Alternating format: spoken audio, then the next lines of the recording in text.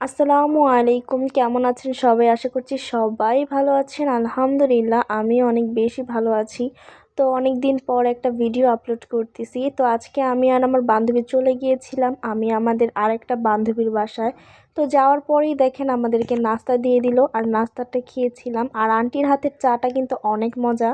তারপর আমরা একটু ছাদে গিয়েছিলাম, ছাদে গিয়ে একটু অ্যালোভেরা, মূলত অ্যালোভেরার জন্য এসেছি। ওর গাছ অনেকে অ্যালোভেরা ধরেছে, তাই আমরা দুজনই অ্যালোভেরা নিতে এসেছি। আমার বান্ধবী আবার ওদের বাসায় নিয়ে এটা লাগাবে, তারপর এটাকে মাটি দিয়ে ভালো করে করে নিচ্ছিল। আমার তো গাছ লাগবে না, তাই আমি এভাবেই দাঁড়িয়ে দাঁড়িয়ে ভিডিও করতেছিলাম আর অনেক মজা করতেছিলাম, যেহেতু অনেক দিন পর একসাথে দেখা হয়েছে।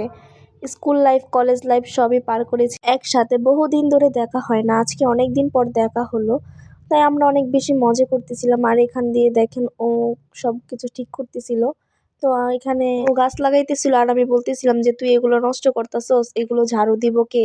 তারপর ও বলতেছে যে আমি এতটাও স্বার্থপর না যে বান্ধবীকে দিয়ে কষ্ট করাবো। আর আমার বান্ধবী হইতেছে একটু বেশি দয়াশীল মানুষ, ও নিজেই ফালাইছে, নিজেই নোংরা করছে। আবার ও দেখেন এখন কি করে, ঝাড়ু আর বেলচা নিয়ে আসতেছে এগুলা ঝাড়ু দেওয়ার জন্য।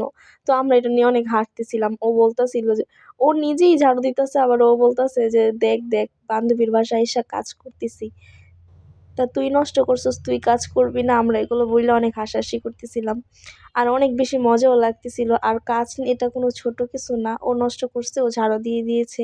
আমার কিন্তু কথায় অনেক ভুল ত্রুটি হতে পারে, আপনারা এটা ক্ষমা দৃষ্টিতে দেখবেন, কারণ আমার নতুন নতুন আস্তে আস্তে ইনশাল্লাহ সব ঠিক হয়ে যাবে।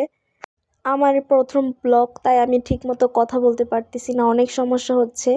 তো যদি কোনো সমস্যা হয়ে থাকে অবশ্যই আমাকে ক্ষমা করে দেবেন। তারপর এদিক দিয়ে এগুলো যেগুলো বাসায় নিয়ে যাব আমরা, সেগুলো ধুয়ে নিচ্ছিল, কারণ এখানে কিন্তু আলগা একটা সবুজ একটা রস থাকে, যেটা কিন্তু আমাদের স্কিনের জন্য খুবই ক্ষতিকর। তো এটাও ধুয়ে নিচ্ছিল যে ধুয়ে নিয়ে যাই। এগুলা করতে করতে আমার অনেক আবার পানির পিপাসা লাগছে। আমি আমার বান্ধবীকে বলতেছি আমার একটু পানি দে, আমি একটু পানি খাই। তারপর অন্যদিকে দেখি যে আন্টি আমাদের জন্য আবার পাকোড়া আর ফ্রেঞ্চ ফ্রাই বানিয়েছিল। তারপর খাওয়া দাওয়া শেষ করে আমরা দুই বান্ধবী বাসার উদ্দেশ্যে রওনা দিই। আর আজকে কিন্তু অনেক বেশি মজা করছি। তো আজকের এই ভিডিওটা যাদের ভালো লাগবে তারা কিন্তু অবশ্যই লাইক, কমেন্ট, শেয়ার করে দিবেন, আর চ্যানেলটা সাবস্ক্রাইব করে দিবেন।